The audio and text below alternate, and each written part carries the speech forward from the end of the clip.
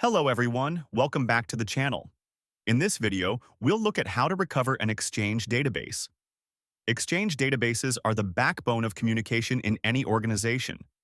They store emails, calendars, contacts, and other critical data. When corruption occurs, mailboxes can become inaccessible and impact business operations. Understanding recovery options is essential, and that's what we'll explore today. By default, Exchange Server creates several files to manage mailbox databases and maintain data integrity. The most important one is the EDB file.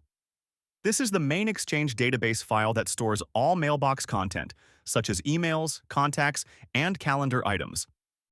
JRS files are additional reserved log files like e01.jrs, used to prevent sudden failures when the system runs out of space. You'll also see a checkpoint file, which tracks which log entries have already been written into the database. During recovery, Exchange uses this file to determine where log replay should begin. Exchange also uses transaction log files. Every change made in Exchange is first written to a log file before being committed to the database. These files are sequential, like e00.log, e01.log, and so on. They guarantee recoverability in case of a crash. When a log file fills up, it's archived with a numbered name into archived log files and becomes part of a continuous log chain used during recovery. Temporary and reserved log files are also used to protect the database during log creation or low disk space scenarios.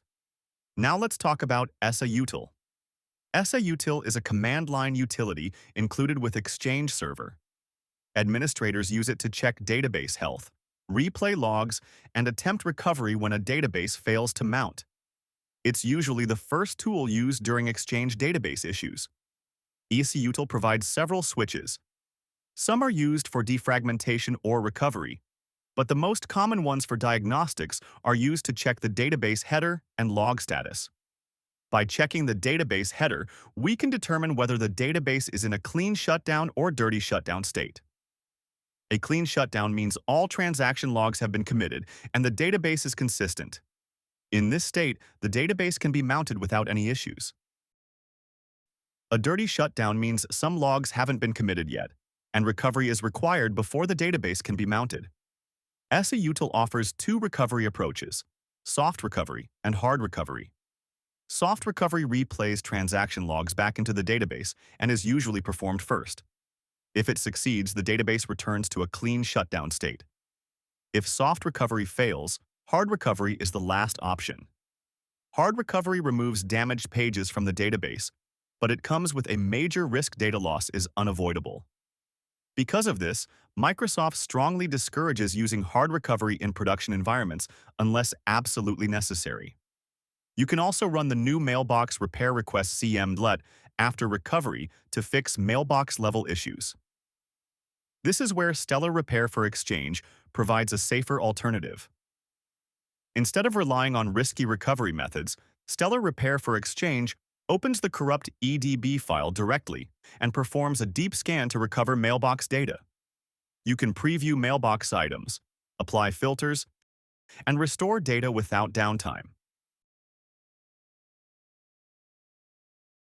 One of its most powerful features is bulk export. You can export multiple mailboxes directly to a live Exchange server or Office 365 environment. The software automatically maps mailboxes, saving significant time and helping users get back online faster. To conclude, EseUtil is useful for basic checks and log replays, but it has limitations and risks. For reliable, no data loss recovery, Stellar Repair for Exchange is the smarter choice and helps restore business continuity quickly. Thank you for watching. If you found this video helpful, please like the video and subscribe for more Exchange Server administration insights. See you in the next video. Thank you.